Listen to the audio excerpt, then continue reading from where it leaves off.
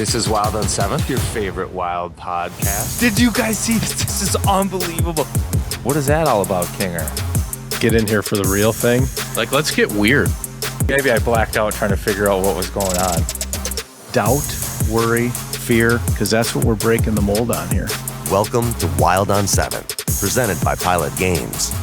We're here until it's here. And welcome back to another episode of Wild on 7th, your favorite Wild podcast, presented by Pilot Games. Again, a big shout out and thank you to Pilot Games for bringing the show to you, title sponsor. Just remember, when you play Pilot Games, your community wins too. They donate a lot of money to youth sports, to which it's a big time for a lot of us right now. It's tryout season, hockey tryout season around town. So you're getting, it's actually kind of, you walk around, you see a lot of squirrely parents, people. The stress of hockey tryout season is real. It's upon us. Kinger, you're past this. If you were going to give some of these hockey parents words of advice during tryout times, what would it be? I would give them save as draft. Okay, so if you're about to send something to someone, text, email, save as draft. just like it's the technology 24-hour rule. Generally, I did make it through my hockey career, I think largely unscathed as a parent. I definitely have some regrettable things, but if you can just kind of calm down, you're going to do better. Tryouts are not easy for folks. No. A lot of investment, a lot of white knuckling. I would also say just remember it's not you. It's not about you as the parent. I know you want to be rolling with that AA team or whatever the cool thing is and the fun time in the parking lot, but at the end of the day, have your kids still love playing hockey at the end of the winter and you've done something good. If, let's say you aren't good with technical stuff and you don't save as draft, you actually hit the send button. You might want to encourage not do that. We might want to encourage you guys to pick up and this is no free ads, but it's an ad. The latest iPhones. I didn't know this, but like the latest versions, you can like pull back emails and text messages. So like, let's say you get a little hot-headed Friday night after the teams are posted or something. Never. I don't know what you're talking about. I didn't see it. Yeah, I pulled it back. I could have swore I got a scathing text from you about your daughter being on the power play. That's nothing I recall. So you could actually send. I wonder if they see it, you can still pull it back and be like, that never happened. You can get like your full like therapy, like get it out to the world and then just yank it back. Just the second it lands, just get rid of it. Just undo, send, boom, done. So you're coming in, there's, we got a new U10A coach in White Bear Lake, Ryan Carter, Stanley Cup champion.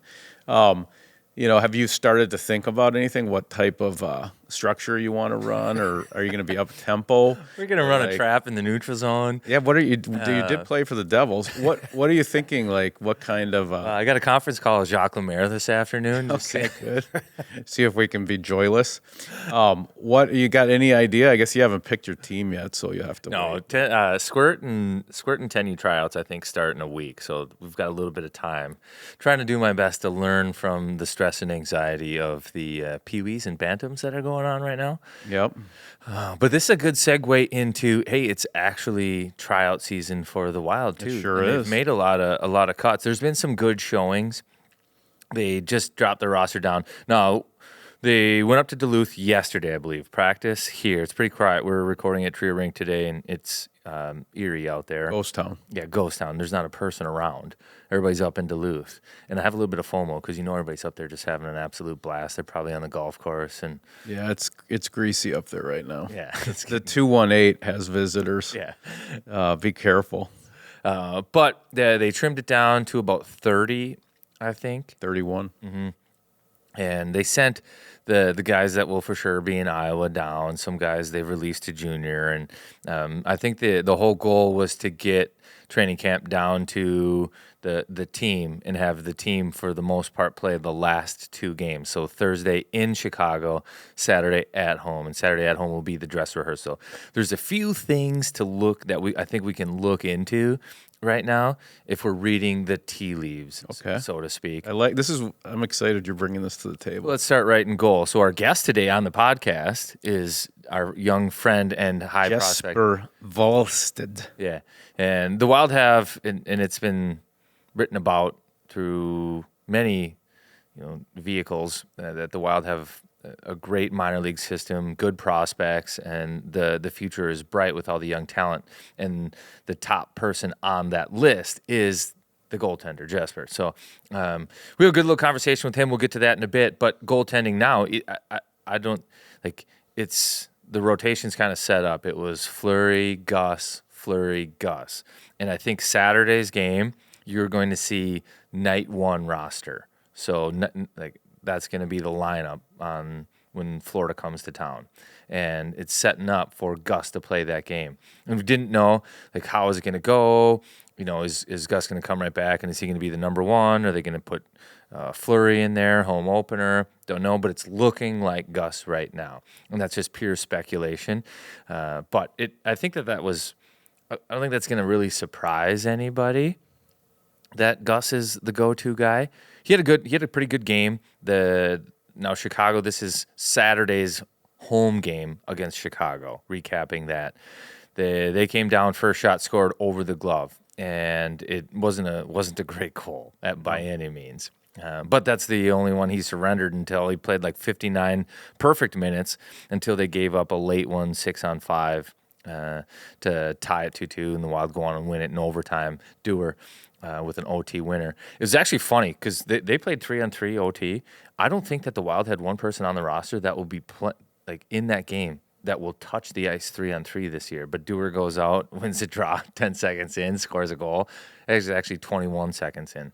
So, hey, he's making a case. Maybe Dewar is going to be out there 3-on-3 this year. But Chicago didn't have much in the way of high-end talent either. But, so Gus played pretty well. And the young defense out in front of them were good too. Some of them were sent home. Some of them the Wild brought to Duluth. So I think if of the guys that are in Duluth right now, they got to be feeling pretty good about themselves. They've had a good camp. They've earned a spot. They're on the short list.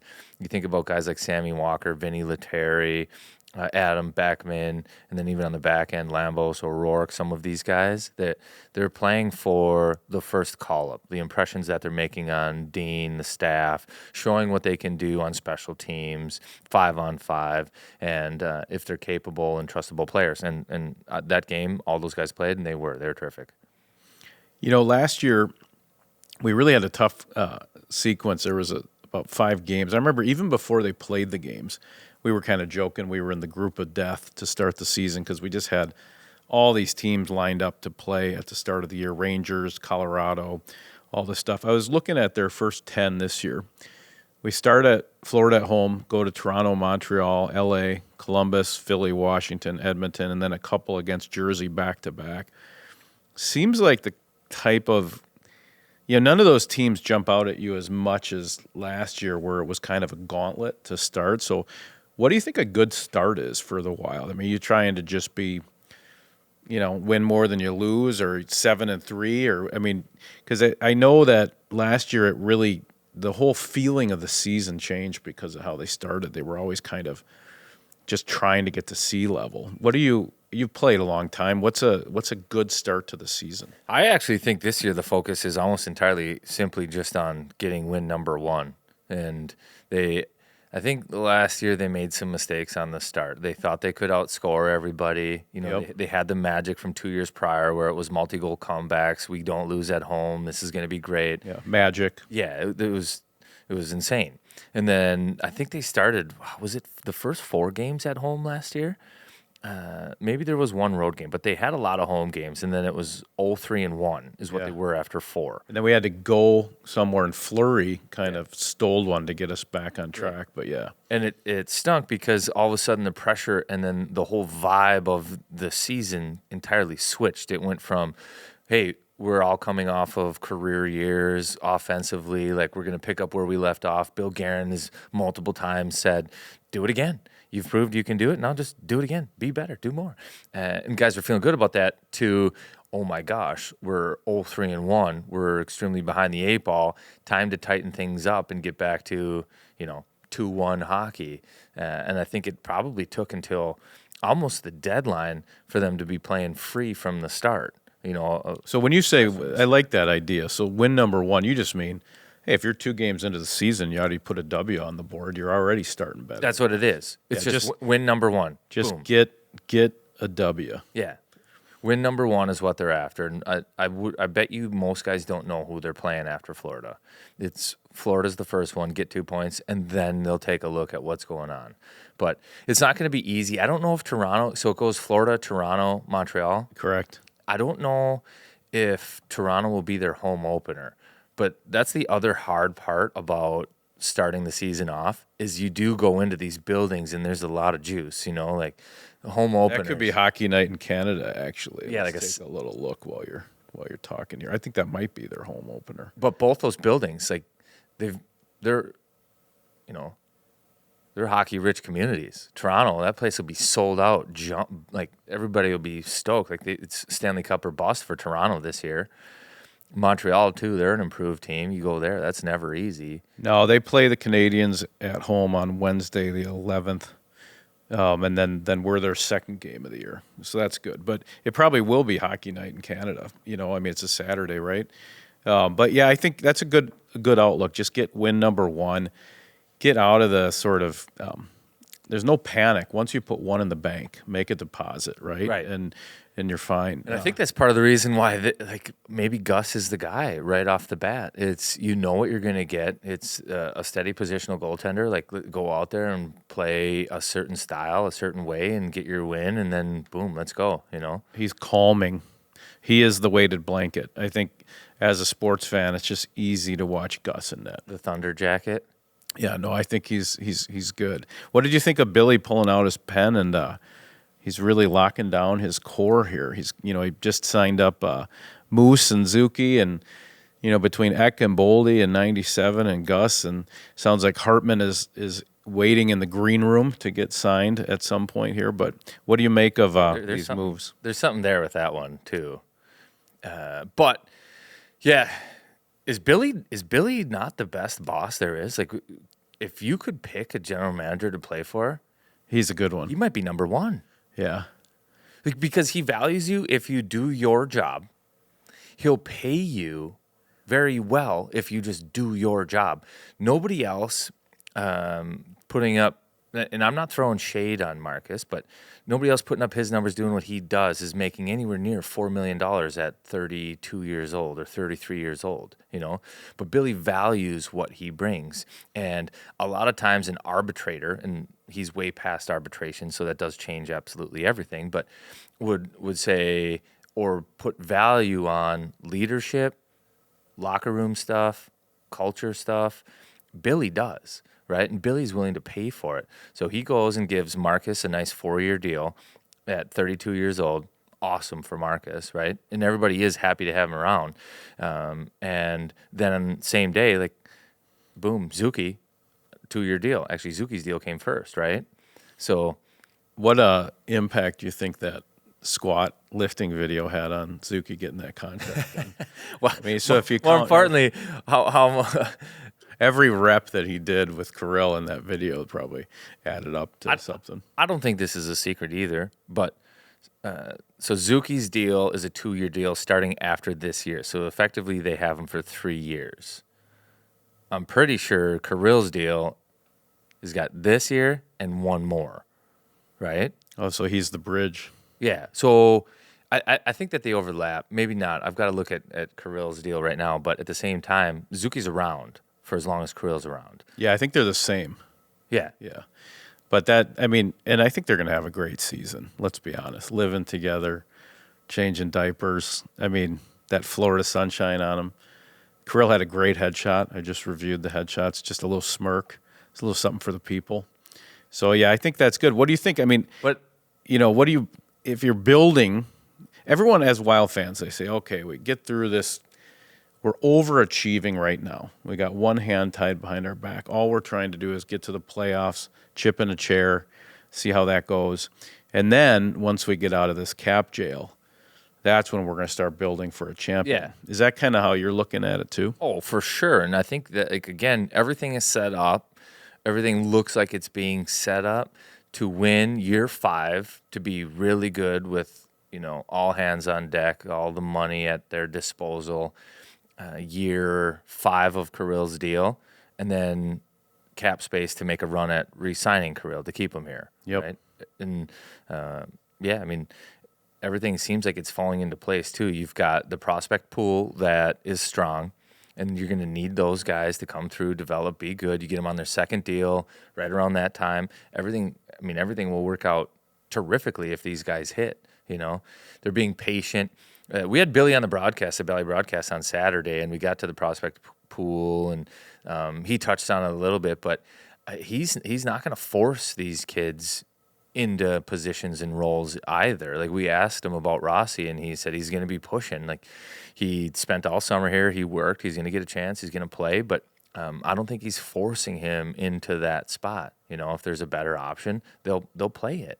And not everybody develops at the same pace. Billy's aware of that. And I think he errs on the side of caution. Like, he'd rather overbake somebody in Iowa or in the KHL, whatever it might be, versus throwing him into a spot where he doesn't think that they're going to have success. So if you think Kuznetsov, Yurov, some of these Russian players, you even go down to Iowa, some of the D, he's going to let them play, and they're going to play down there, but they're going to be a big part in the future. And a lot of that, I think, is year 5 of Kirill's deal. Extra crispy. You don't want them doughy when they come into the league. You want them extra crispy. What else, as far as you're looking ahead to the season? Do you think that Brock Faber deciding not to wear glasses in his wild headshot will have a major impact on where this team can go? What do you think was going on there? Do you think he didn't? He's a pro now. I think he just needs to lean into his look. I know, but I think it was a mistake. I think, he hasn't done a media day like the Wild do.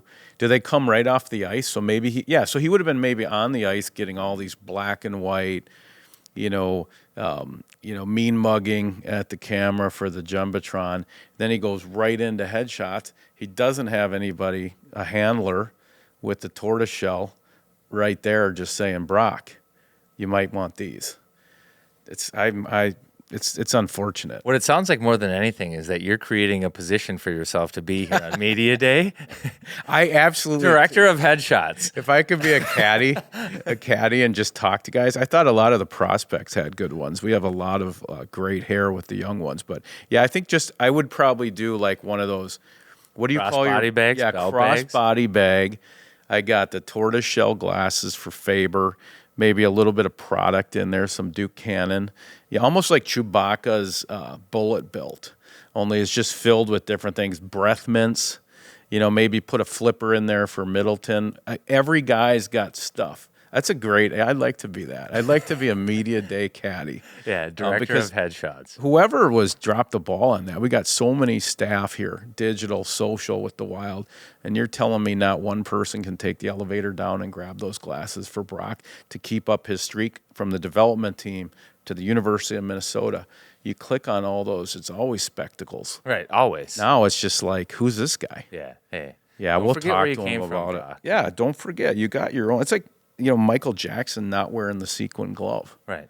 Like, I'm going bare, no gloves.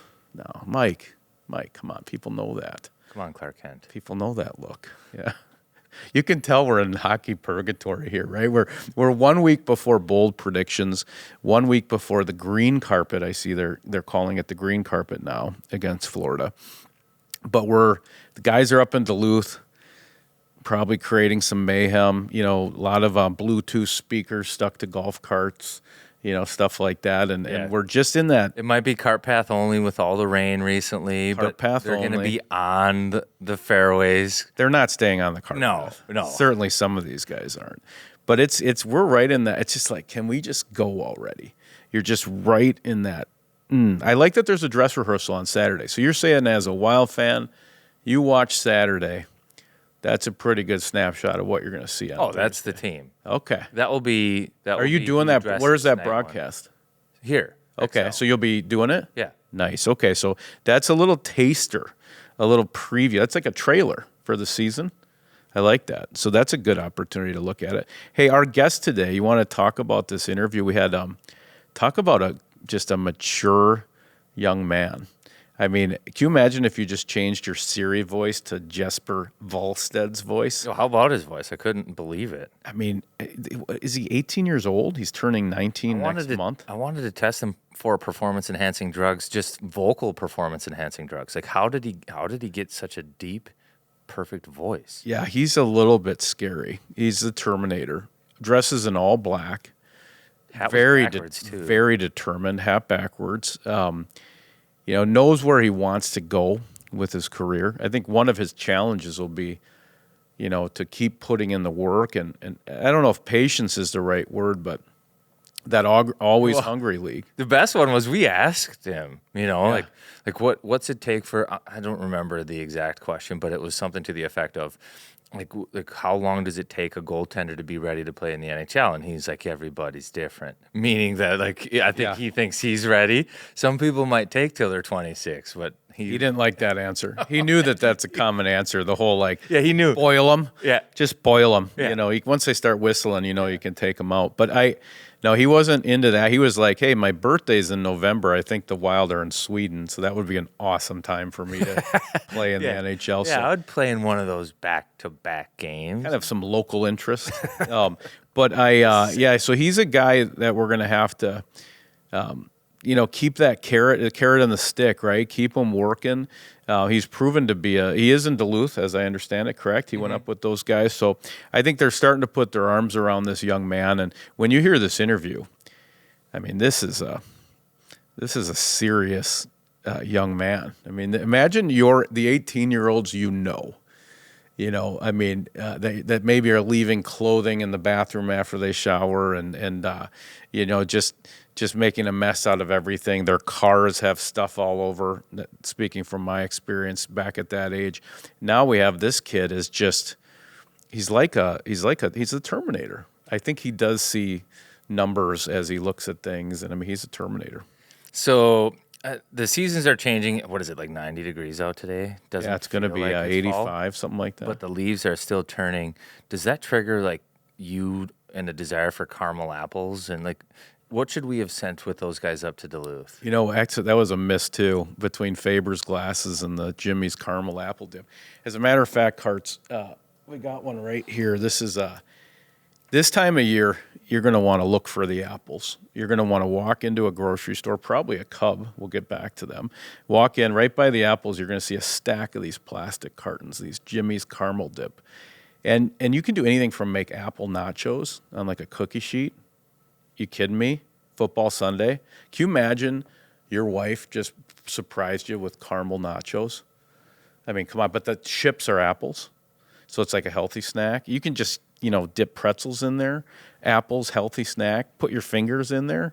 Stick your iPhone in there. Lick it off. I mean, it doesn't matter. You're going to love it no matter what. It's not the charging port side. That's going to be tough to get. No, you're going to want to steer clear of any of the orifices. But check out Jimmy's caramel dip. Jimmy's salad dressings and dips. Don't ya be messing with my dressing. Overall, how do you think you did? Rate yourself. It was a little long. I wandered there for a bit, but we haven't been doing the live ones for real. Yeah. Should I throw it right back Not your to best tryout. Yeah. You want which one do you want to do? Well, so I was saying it's hot out, but the seasons are changing. And so your AC might need a tune-up. Well, your AC might need a tune-up for sure. Yeah, you don't. So you've had time to think about this, but go ahead. It's not the same, but go ahead. Well, I could have transitioned into either there. I think. All right, let's go. You want to go in knowing that your roof is in a good spot. Okay. And there were some hailstorms that came through town, right? So if you're worried about it at all, you got to call our friends at Wild Construction. They do a terrific job. And guess what? We had hail roll through our neck of the woods. Yes, we did. Didn't know. Major storms. Yeah, and I had some issue on the siding. I thought the roof was going to be totally fine. I had some issues with the siding.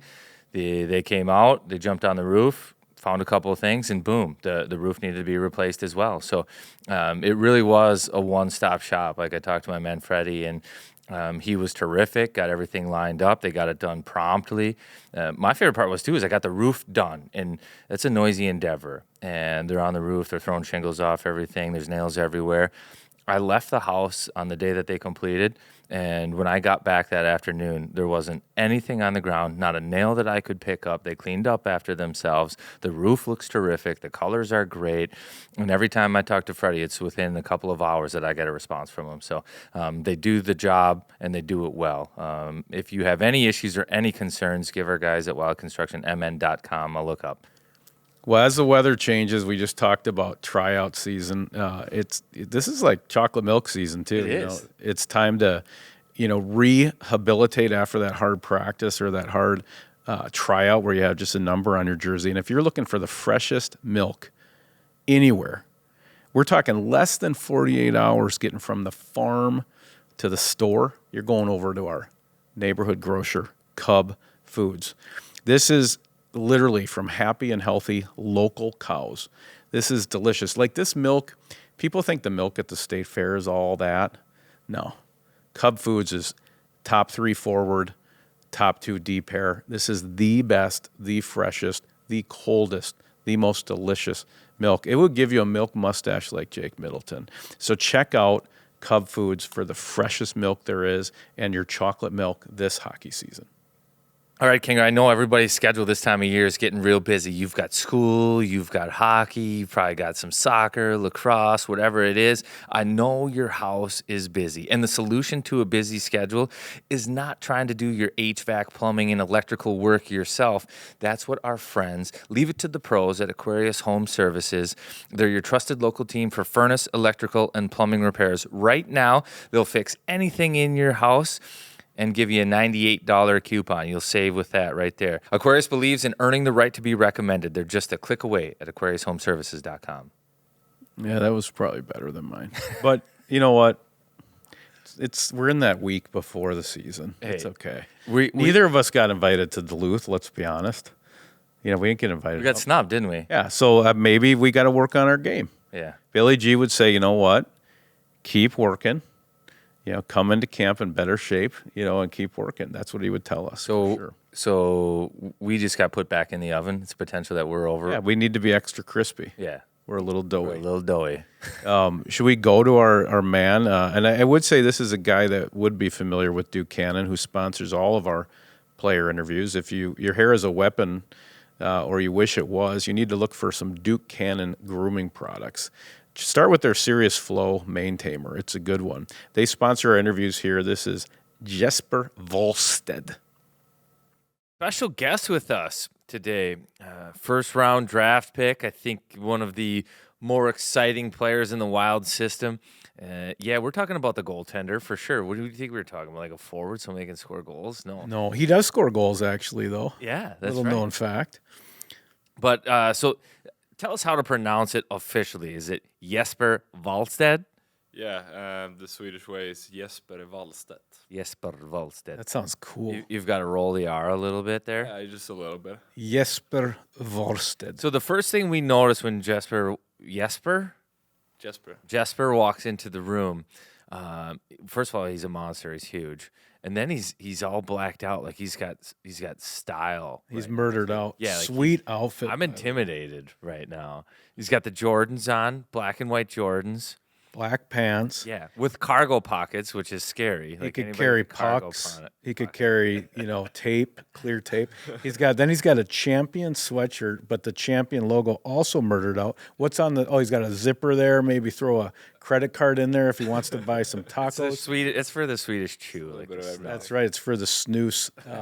And the Vikings hat. We got to get to this. Did you go to a Vikings game? Yeah. So, one of the first days we were here was the Vikings' first game against the Buccaneers. Yes. So, and I've never been to an NFL game before. So, Ryan O'Rourke decided to get that together, and we went over there and watched the game. And of course, when you're there, you got to get some merch. So you picked the right one, man. Got a hat and got a jersey as well. So the hat has been, I think, on for every day since then. So you're kind of going all in on Minnesota sports right now. Did you watch any of the game yesterday? Probably was about when they were playing, so you probably couldn't have watched it. Yeah, tough one yesterday. Yeah, I think it was just before our game and kind of during the time we were warming up and so on. So I unfortunately missed it, but I like to. I wasn't a big American football guy, as we call it, when I got here, but throughout this last year I was here, I definitely got more and more into it. It's kind of hard to stay out of it when that's basically what everyone talks about. Do you play fantasy football? No, actually not. But I would like to do, but just missed out on it. So, coming from Sweden, what kind of interactions, if any, have you had with the great Hank Lundqvist, another fashion icon?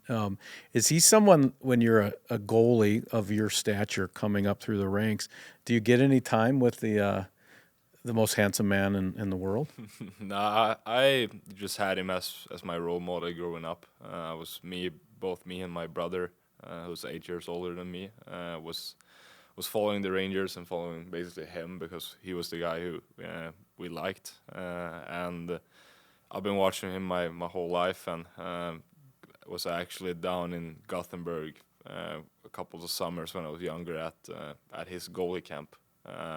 And then I got to meet him one time there, but I was probably too young to get him any hard questions. I was probably just excited. But yeah, he was definitely very special for me when I was growing up. And there's so many Swedes on this team, between Ek, Johansson, Gus. I mean, you got like a Swedish mafia. Do you feel really comfortable in the room, as you're even from Iowa to St. Paul?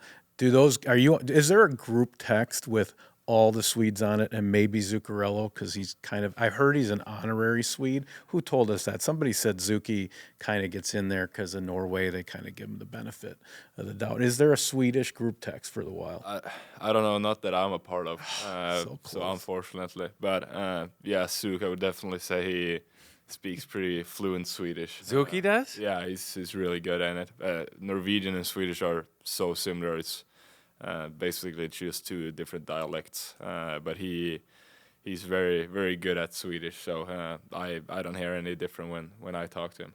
So is your brother a goaltender too? Yes, he was. He played back in Sweden and then did 4 years of college over here, and then he went back, and now he just works as every other human being.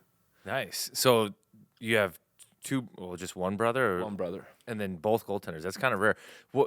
Did you always want to be a goaltender? Like, was your dad a goaltender, or you guys just... Dad was also a goaltender. Okay, so it runs in the family. Yeah, I definitely grew up in a goalie family and a sports family. My mother played soccer when she was young too. So was she a goalie in soccer? No, she wasn't. Thank God. Guys, they're like we stop the puck in this house. Yeah. Jesper. That's all we do. They're smashing all the red sirens, the goal sirens are just breaking. No, so I played both goalie and as a defenseman growing up, but then you kind of get to that point when you have to decide, and I was probably much better at goalie than I was as a defenseman, so it kind of just came natural, and it was kind of just would have been a waste if I wasn't gonna play goalie. So what I'm gonna put you on the spot here. I don't know the population of Sweden, but probably I don't know what it is, but in terms of per capita, like they kick out so many good goaltenders, right? Why is that? I just think the kind of system and the way the clubs are set up, the teams are set up, and the way throughout the organizations they have usually two full-time goalie coaches, one for the men's team and one for the juniors team, and they also have goalie coaches going down into the lower ages, and they're just very good at taking care of the goalies, and I feel like the kind of the philosophy we have in Sweden throughout the goalie coaches throughout the whole country is pretty similar, and they kind of just usually build a very, very good base from when you're young, and then you kind of keep developing it when you get older, and then when you get into playing professional in Sweden. So hockey in Sweden, you're a young player. Like, do you play for your town? Is it like soccer? You know how like soccer clubs like Mannheim will have like their whole group, and it'll be from like 10 years old all the way up to when they make the big club. Yeah. Is it like that in Sweden for hockey? Yeah, it is. So I started playing in Västerås, my hometown where I grew up, and I played throughout the whole junior system.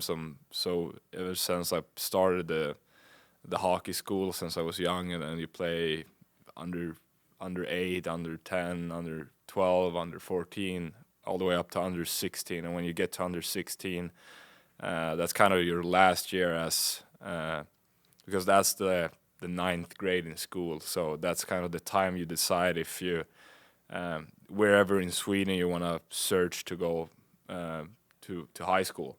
And that's usually the time when the good players decide to go to all the SHL team, the highest league in Sweden. So my hometown has always been in Allsvenskan, which is the second highest league. And my year, when it was time to decide, they actually got relegated down to the third league, which for me made a lot of sense to move away from there. And then I went up to Luleå, which was an SHL team with 2 full-time goalie coaches, one for the men's team and one for high school or the junior team. And then you play under 18 and under 20, and then you have the SHL team or the men's league. But yeah, throughout the whole, usually all teams have, at least the big teams have junior teams up to under 16, under 18, under 20, and then they have their men's team. So if you would like, and if you're skilled enough, you could play for your hometown team for your whole life if you'd like to. So Karts, I think, is going to make it to Sweden for this global series. I hope to still sneak in there. So what would you tell a couple spud butts from Minnesota going over to Sweden, got maybe a week over there? Like, give us some hacks. What do we need to do? Eat, drink, places to go, things to do. What would We're be in on Stockholm. You're in Stockholm, yeah. Yeah, so Stockholm, whatever you can give us would help. At least help Carter. Yeah, I don't know that much because I'm still so young. I haven't really got into much. My hometown is an hour west of Stockholm, so I've been to Stockholm, but mainly just to play hockey. But Stockholm, great town. I would say one of Europe's best cities for great restaurants, great people, great clubs if you like that, and a lot of passionate fans. So hopefully they show up for the games. But there's definitely in Stockholm, whenever you're there, there's a lot of things to do, and maybe I'm not the best one to tell because I don't have the years on my neck to been there that much, but there's definitely good things to do there. What's the go-to dessert there? Is it something lingonberry, or is that Finland? No, we got a lot of lingonberry. We do, but Of course Carter knows it. but Oh my God. favorite, I don't know. We went to I So played like what a is world so championships. let's back this Lingonberry is up. like a What is terrible a berry. lingonberry? It's like the berry there. So if like strawberry is like the Okay. number one It's berry. basically like a red blueberry. Yeah, Okay, and just it's really tart. Yeah. all right. This would be so up your alley, by the way. So It's lingonberry, really good. That's Lingonberries. what you have together with mashed Ice cream? potato and meatballs. Oh, you put the lingonberry. You have in. gravy, lingonberry, mashed potato, It's like and the cranberry. That's what I'm saying. So I have to go, if I'm going to Sweden, I have to have something with lingonberry. Okay, good you start. can always just go with the meatballs. Meatballs. Yeah. Yeah. Yeah, Meatballs, that's gravy, and mashed potato and lingonberries are And delicious. and I'll be 6'5" and look like the Terminator. Yeah, hopefully that's And what a all deep Swedes voice. do. Do you do exercises to get your voice that deep? How do you do that? I guess I just grew up like this. Hit puberty early. his parents found him in a manger. And then hey, so I'd like to hear a little bit like about. I know you're 20 years old, right? That's Yep. crazy. 20 years old, number 20 pick. So I know you as a serious young man because I'm a World Juniors guy, and I remember when you guys had you won it as an 18, 20s. You had a little more adversity, and you were pretty pissed off about it. I thought it was actually kind of cool. You took the mic and were like, yeah. I need to be better and all that. So what do people not know about you? Are you superstitious? What kind of music do you like? What have you learned about Minnesota since you've been around? What are a couple of little nuggets about you as just a dude that people might not know, besides your sweet wardrobe? I don't know. I'm basically like a very laid back guy, very calm outside of the ice. I like to be with my I like being my own time and be to myself. I don't mind being like alone. He actually is like a special forces assassin. He's got the deep voice. Only wears black. Likes to work alone. Yeah, no. And then I value my friends a lot. I love to speak with my friends back home in Sweden. My childhood friends are very, very important to me, together with my family. I'm a huge computer gamer. So nice. Like headset? Yep, I love computer games. I played... He's for sure killing people with drones somewhere. Oh, yeah. Actually, I played Counter-Strike Global Offensive since I was 12, I think. 12 or 13, which is still the game I play today. I don't know.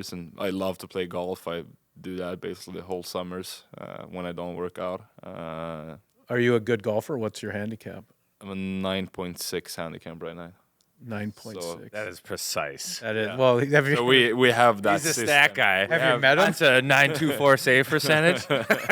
Yeah, you're statistics nerd. No, but we have this system in Sweden where you put in all your rounds and it gives you your handicap on the dot. So I like that. So that's how you know it.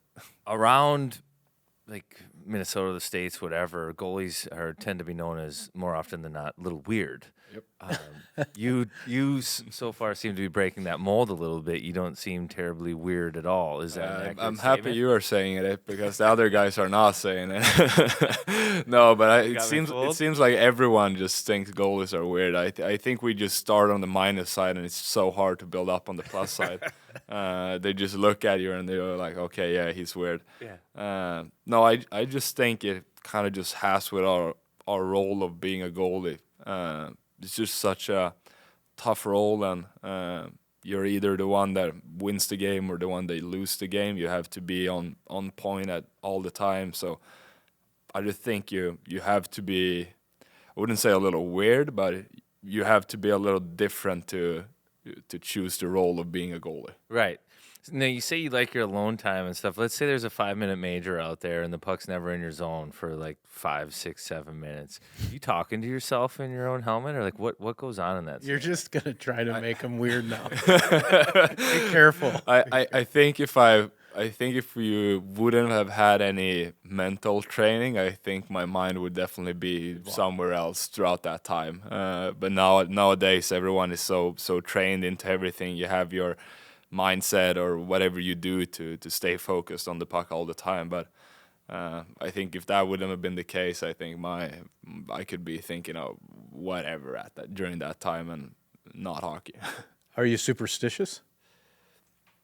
I would say so, but I don't mind switching up my superstitions or my routines. I think those two things get Confused. they overlap Yeah. and they get confused. Some guys have routines, some guys have superstitions. Yeah, I think I'm more to a routine guy, but I don't mind if it's not working. I don't mind Like switching yesterday, it up. like the first exhibition game. Yeah. You can't have a routine flying into Colorado at 8 in the morning. No, you basically just forgot everything, and that too. Like you don't remember what you did last year in Iowa either. It's just you get back out there and you're like, okay, what did I do? And then you kind of just go throughout your warm up and whatever you usually do, and you kind of just figure it out, and then you hope it works.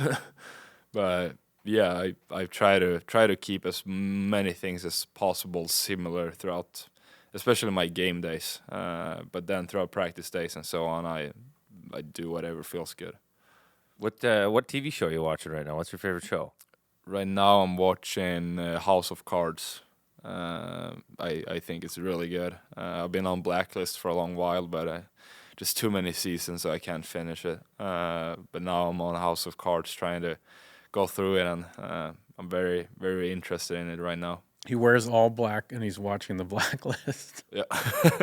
Anyway, this is almost. This is today's outfit. This is just unbelievable. This is just today's outfit. Hey, you played great yesterday. So for people listening at home, that would have been the first preseason game, 40 saves. When you're in the room around the Wild, who are some of the guys that have made you feel comfortable, whether they're vets or even some of the young guys maybe with a little personality that you know? I think overall all the vets are doing a very good job being very inviting and very welcoming to us younger guys. I feel like they just with the presence of them and the way they interact with us, I feel like we get a lot more comfortable around the room and our confidence goes up and just lets us play our game and you're not afraid of. You're not thinking about making mistakes. You're more trying to think about succeeding, and I feel like they've been great to all of us. And so many different people in the room have so many different personalities, and I love being around the team and the guys that are here. They're very very funny and very very good with me. Is your birthday in November? Is that what? Yeah, it is? So you'll be 14th. turning 21. What are you gonna do for your birthday? Hopefully, I'll make the team to Sweden and go back to Sweden for that trip. And then go to Stockholm for the second time. So that I heard we were traveling on the 13th, I think, and birthday right after with the days time difference going to Sweden. So my goal is definitely try to get there and follow there to go back home. That would be sick. Otherwise, we'll see what I do in Iowa during that time. What's your nickname? What do we need to call you? The Wall? No, that's what media likes. No, I go by Wally in the locker room. Is that like your screen name or your Gamer tag? Gamer tag? No, I go by Wallstedt on Keep my it gamer serious. tag. Yeah, if I want to be really serious, I throw in 30 after too. Okay. Austin 30. Yeah, I heard J-Wall too. Is that a thing or not? That kind of feels kind of good. I think that some guys use that. That come up a little bit throughout the year in Iowa. But Has there been another Wally cart, like a goalie? Wally? That seems like a fun one. Yeah. I like it. I don't Yeah. mind it. Wally's nice. There's definitely guys that have worse nicknames. Yeah, for sure. Hey, I heard Any nickname that isn't just half your name with an S on the end or a Y. or a Y is pretty good. Yeah. Yeah. know? Yeah. Hey, this is just a random one, maybe to finish or getting there. There's a word for hockey hair in Sweden. It's a great word. You know what I'm talking about? It's like you guys call hockey hair like flow, lettuce. There's a phrase, and it's like a fun word. It's like, do you know what I'm talking about? I think, but I don't have the word on my mind It's right going now. well. It's like yeah. Well, we can cut that out. But it is a great word. I'd have to look it up now. But you can take something, Carts. Well, let's just spend a couple minutes talking. I'm gonna look serious it up. hockey. I'm gonna look it Yeah, you look it up. Yeah. Serious hockey. So you have your first year in North America. It's hard. The American Hockey League is hard. I mean, you got the boss. You got 3-3, or you've got games on the weekend. It's tough schedule. How do you adjust to that? How are you feeling coming into your second year in North America? I think my first year, I basically didn't know what to expect, really. I probably, as a European, as a Swede, I would say I probably thought that the AHL was going to be worse of a league than it was. Because you never really speak about the AHL over there. It's all about getting to the NHL, and otherwise you play professional in Sweden or you go to Switzerland and then play pro there. But the AHL isn't really a highly spoken league around in Right. Europe. You don't speak about it a lot. So I don't really know what I expected when I got here, but it was definitely a very tough league and a very, very, very good league with a lot of highly skilled players, a lot of guys that have been in the league for a long while, or former NHL players and so on. Together with the, as you said, 3-3s, the bus rides are brutal, and you're just on a tough schedule the whole time. Together with, we had very long practices last year, and we Army's known for like the 90-minute. very, very long practices. So we were out there for a while every day, and it was a grind. It was definitely like my eyebrows went up, and I was like, okay, this is a tough league to play in. But I definitely felt like I improved throughout the year. I had a rough start. I felt like I was doing good, but looking back to it, I wasn't as good as I would have liked to be. And then I just had to get a lot faster throughout the year. My my strength has always been that I'm like before the play, I read the game well, and I try to be one step ahead in my mind. But at the AHL level, but I couldn't execute it, but I wasn't fast enough. So I got beat on plays where I just couldn't get there fast enough, even though I knew it was going to happen. I just wasn't there.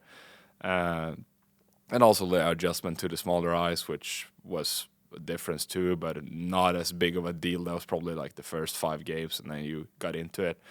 But otherwise, the league is very, very good, and I kind of adjusted to it, started to play better throughout Christmas, went on a really good streak around Christmas and New Year's. Got the chance to be in the AHL All-Star game, which was incredible.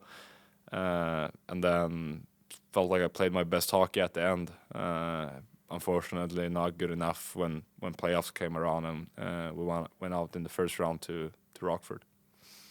Tell us about your goal. Yeah.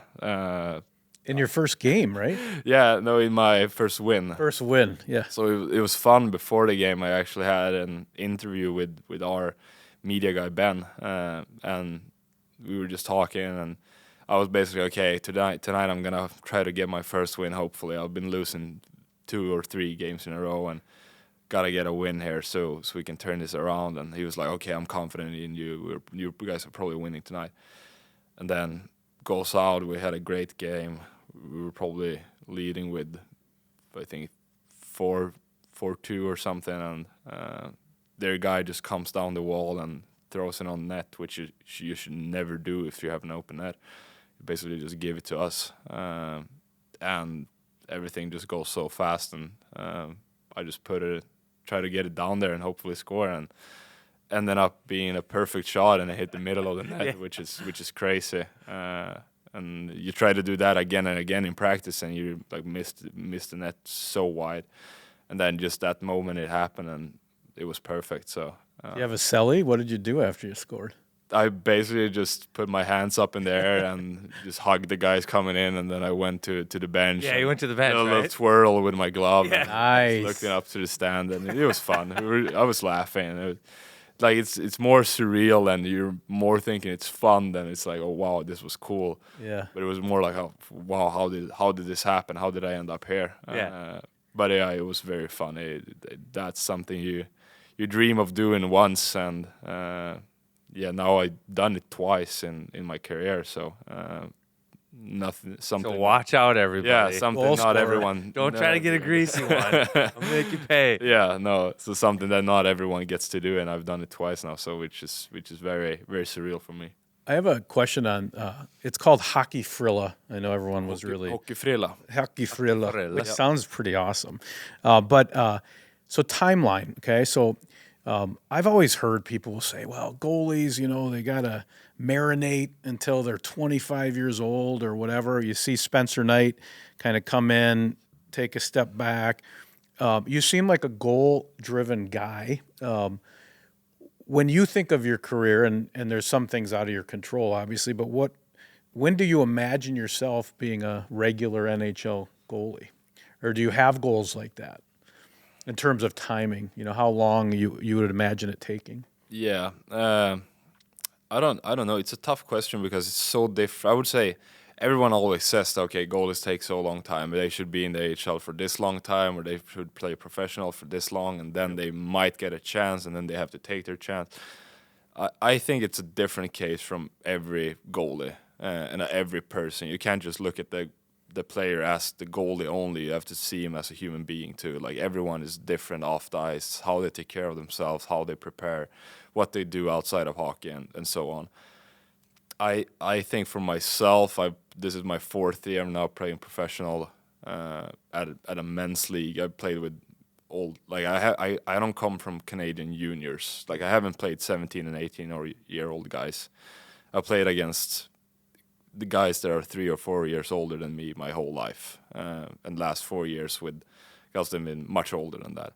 So I see myself as I'm more mature than other guys at my age, both on and off the ice, because I've been around people that are not only my age, than much older. but for me, it's so hard to just say, okay, by this year I want to be playing in the NHL. I know that this year is going to be very important to kind of just see how the path could align in the future, because this year is very, very important for developing, but also if I can prove that I can do a better year than last year and maybe be one of the better goalies in the whole AHL, I think that sets me up for success for the upcoming seasons. But it's also so hard to start think about next year and the year after that, because then you kind of forget what you're going to do in the moment instead. So I try to just, of course, your mind goes away every once in a while and just start thinking about the future, thinking about where you could be. But you kind of just have to adjust it back to what's happening right now. What's your goals at the moment? Of course, you have to have long-term goals as well. But I feel like my goals this season is more important what I'm gonna do in the daily work and what I'm gonna do. Yeah, if I get sent down to Iowa now, how I'm gonna start the season and try to be a game changer down there instead and be a winner and help the team to win these games that maybe we aren't playing our best, and try to provide some type of kind of security, and they know that there's always someone back there. And then we'll see how long it takes. I think I want to get us up to the NHL level sooner than anyone else, but you have to be patient with it. You have to develop in the right. I can't believe you're 20 years old. Yeah. It's just unbelievable. Like, I mean, if you took these psychology tests that teams must make you take, aptitude tests, they must come back and be like, this guy's either a Hall of Famer or an assassin working with the special forces. I mean, so I think that's a very great point that you've got a different level of maturity, and I think being where your feet are, live in the moment and keep working. And but I mean, you started out great yesterday. So who are you sitting by downstairs? I'm sitting next to Flower. Yeah, so I think that's probably intentional. I would have bet money on that. What's that like? Oh, it's amazing. Everyone knows he's this funny guy, this amazing human being. And he really, really is. Like, it's not, you don't have a boring second next to him, and you're learning so much. And every question you can have, you can always ask them. And I feel like overall here in my spot where I'm at, I'm in a position where as soon as I have any questions or anything I'm wondering about, I'm surrounded by so many great people. I have Gus, I have Flower, I have Freddie, the goalie coach here, I have Bacher, the goalie coach in Iowa, and everyone has a good background and a lot of knowledge. So as soon as I'm wondering something or I have something on my mind, there's always someone or somewhere I could go and get my question answered, which is very, very, very helpful for me. But yeah, sitting next to Flower it's unreal. I can imagine. I'm sure you got a couple questions that you're waiting for, like, the right moment to ask, like, hey, Flower. Yeah, you don't really want to throw out the juiciest one in the beginning. You kind of just had to get a little relation there before. Yeah. Just ask him, like, a layup and then get it going. Yeah. Don't fanboy out too much. No. Wait for your moment and just go all in. You can't really show that you're as starstruck as you are, but got to try to play it a little cool. He's a great guy to remind you of. It's not a grind with Doesn't Flower. have to be. No, because when you watch this guy practice, God, he's just having so much fun. He's like he's just diving and rolling and trying to make the hero save in some 3-on-3 game at the end of practice. And think how long he's been doing that. I mean, he really loves the game. And I think for a young guy like you that just spent bus rides in Iowa and Lord knows what that can be like, 90-minute practices, et cetera. He's just a great reminder that just enjoy yourself out there. It definitely is. It's like these times when because it's always going to come times when you feel like, okay, this sucks. Like, hockey sucks.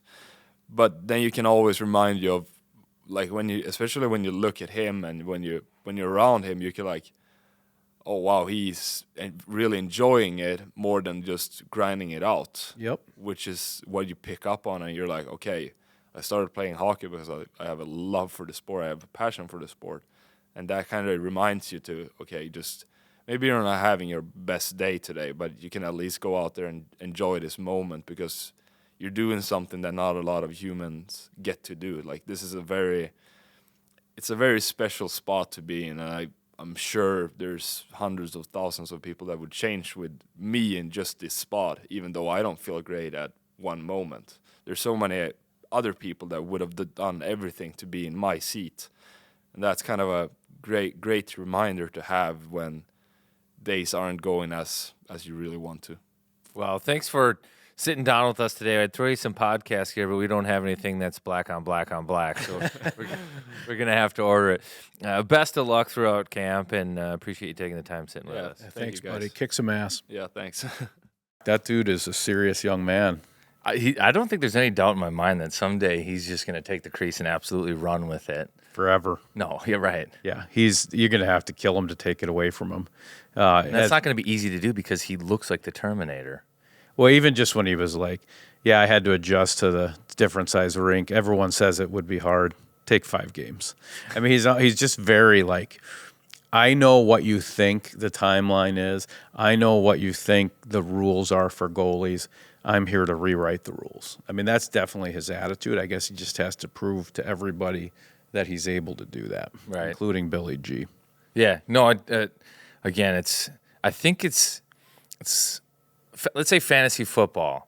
Let's say you've got Christian McCaffrey, or you've got like the number 1 overall pick, whatever it is, in your fantasy football life. There's something that always feels comfortable. Like when you have that one thing, like Justin Jefferson of the Vikings, you feel comfortable. When you have a top goaltending prospect in your organization and he's knocking on the door, there's just something really comfortable about that, Yeah. And you look at every NFL team, they're chasing the quarterback, the key positions, right? And football doesn't have the luxury of a minor league and developing different players, so they're just kind of throwing darts. Look at all these teams that miss on all these all these quarterbacks and everything. The Wild have their quarterback. It's him, and as long as he continues to work and play, man, they're in a good spot, and it's comforting. Yeah, he should be wearing a sweatshirt like the Colorado Buffaloes. Just I'm him. Should just say it on the side of his black hoodie. That because he's a fashion plate. He's been around Hank Lundqvist at a hockey camp, which he mentioned, and yeah, it sounds like that crease. He'll be getting mail delivered directly to him in the Wild's crease for many years to come. It's just a matter of when he's able to assert himself, and I think to keep the young man happy, it's probably going to have to be on an accelerated timeline, and the only way he can prove that is to just dominate at the level he's at. So he's got to dominate in Iowa. So we do have a little bit of FOMO of these guys up in Duluth right now playing golf, maybe having a little seltzer on the course or something like that. And one thing I do want to talk about is some guys shut down the bar and some guys really shut down the bar. Yeah. And I really shut down the bar this year. Yeah, I understand. The last drink served at Tallys Dockside. The last of the season. Now, this is a bar that's basically open Memorial Day to Labor Day or end of September. It's the Lord Fletcher's. It's the Maynards of the east side of White Bear. And you had the last drink with just family members. Just my wife. But they also the owners of the bar. Yeah, the owners of the bar. And so they were basically cleaning out the pipes, and yes, that was the last one. And I bought the last one. My only option was a cider. I could have bought one of the bottled ones, but on tap, the last one was a cider because I'm working on my cup. They've got the cool thing. Cup, Yeah. Well, since September is a little bit risky time to drink at Tallys because they don't restock inventory, and they just push through everything that's there. So whatever you drank was the last thing anyone wanted. Like, you know what I mean? It's the last. It's like the last pick. It's the kid that the camp counselor sits with on the bus. Like, hey, buddy, it's gonna be a fun week. Yeah. Like that had to be a little. They're the clothes. I drank the clothes at on the clearance rack. Yeah, like that's nobody bought this. The last thing, and we're discounting it until somebody will just take it. That's just condiments in like a college fridge. Yeah. Yeah. And yet I'm still really proud of it. You should be proud of it. Do you know that? So at this bar, you can earn a mug Yeah, this is the best part. if you drink 60 beers in a season. It doesn't have to be in one season, but 60 beers. It used to be one season, right? Yeah, I think they've you don't want to encourage extra stuff, but so you have a card there. Do you know that I also started a card for you at Tallys? So when I went there and I was like, hey, how many cards? Or can I check on my card? So- and one of them was at Wild on 7th. Yeah. Was for my email. So in green Sharpie. So this was I'm disappointed that you know this. So I already have a mug, and so does my wife. And Carter only goes out about once every 2 months, and when he does, he's a lot of fun. But I was secretly working on a mug for him. And the best thing is the phrase. So when you get the mug, you get Oh, so you're trying to get the mug. before you and give it to you. And so, but this is what I was going to write on it. So you put your nickname. It would say Carts, and then I was going to say given, not earned. In quotes, just the ultimate opposite Stanley Cup. Just like, I did the 60 for you. Yeah. Here you go. But You're I welcome. knew you had your own. I think sometimes when I was drinking beer and trying to put it on my Ryan Carter card, it was going on yours. But the truth is, you should be able to merge those two things and get closer to your mug. So tell me about your mug. So one of the great things, you get like a silver chalice. It's, by the way, it's about 20 ounces. Yeah. And So you're getting an extra 8 ounces the rest of your life. no, there's a prerequisite. You have to have your name on it and then Name and a quote. a quote. That's right. Tell us yours. I have El Rey, because that's king in Spanish. And then my quote is from the movie Beautiful Girls. There's a local at the end in a pickup truck, and he says, the guys are all leaving town, and he's not leaving town, which is kind of my story. And he just says, stay cool forever. stay cool forever. That's what it says. That's the line. My wife has her name, and then it says something like, I think it's a Dolly Parton line, maybe. No, I don't know. I'm trying to think what she has. She either has, if someone needs a smile, give them one of yours, or never met a stranger, I think is what hers says. Never met a stranger. But yeah, it's cool to kind of think through that. Have you thought about what you would put? No, let's crowdsource it right now. Yeah, what should Karts put on his mug? He's got a quote. It could be a hockey quote. It could just be something. Maybe it should just be an ad read from Wow Construction, like 400 words, just burned into the back of it like a real Stanley Cup. Hey, last thing I have. Do you think Rossi wants to redo his headshots now that he has that sweet Frankenstein scar on his chin? Yeah, look good, feel good, play good, right? You were there. It was scary. He went down by they're just doing Duhaime skates. Yeah, they were just doing practice drill, and he went down and cut the back edge at Duhaime skate, and it got him in the chin. It was one of those ones where it's like, oh my goodness, this could be bad. But thankfully, no, this is weird that you say thankfully. It was in his chin. Don't think it got the lip. I've been cutting the lip before, and that's like plastic surgery. That's a nightmare because you have like your lip line that they need to marry like perfectly. Otherwise, it doesn't look right. So if you get it across the lip, then you need like plastic surgeon kind of help. So then you really got to go someplace. But I think his was just down towards the chin. Didn't get the lip. Didn't get anything in the critical neck area or anything. So it was close. Like those. It's amazing how often those things happen in practice, though, too. Like I've lost all my teeth were lost in practice. Most stitches in my face came in practice. It's kind of amazing, but yeah. So glad that he's okay. It was pretty scary. He said the same thing. He said lucky, unlucky. But yeah, I think it helps him. He's beefed up. Oh, he's getting extra crispy. He's got a little more weight on him now. He's got that nasty scar. I think that like Billy G's going to be looking at him like in Duluth, like, yes, you're starting to understand. He's going to be excited about that. I'm excited about that line, actually. I think the knock on Rossi is that he wants it so bad. Yeah. Where he doesn't go play freely. It's you turn into a guy that just is doing what he thinks he's supposed to do instead of just letting the game come to you. But now that he's got like Freddie Gaudreau on his wing, if that's how they end up playing it, which I think they will, right now it's penciled Gaudreau, Rossi, Foligno on the right, or however Gaudreau and those guys are going to play. Maybe they'll play their off. I don't know. But nonetheless, Gaudreau's like he would be Rossi's thunder jacket.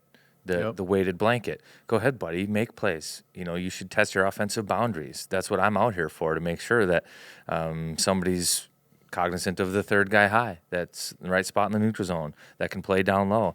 Like, you test your boundaries, you push the limits offensively, and I'm here to help. I really like that setup. Yeah, I'll play the right way all the time. Yeah. So you can try to figure out how you need to play. Right. I like that. That's great. Well, next week I think we'll do let's do some predictions. Let's put some stuff on the table and see what we think this team's going to be all about this year. Last year went so well for you. And now I think I'm going to make Rossi at 60 points last year. Yeah, it wasn't good. So let's when we do it though, let's bring in Post-it notes with one prediction on each one, and let's leave the Post-it notes in here so that we're accountable. You know how these things go? It's like you make a bunch of predictions, no one goes back 20 episodes, and like there's no accountability. It's like weather people. They don't know what the weather's going to be. They say a bunch of stuff. They never get it right. Let's bring Post-its, keep them in the studio here, and be accountable. That's kind of funny because I felt like of our predictions last year, I wanted to keep revisiting it, but you kept saying, no, I don't think that we I don't think we. I lost my prediction. Every year's different. I'm not into that. Every year's different. It was not good. I'm going to really study, though, all week. I'm going to watch the dress rehearsal on Saturday, so are the rest of the Wild fans, and we'll kind of go from there. We'll be ready. All right, well, thanks. We're here till it's here.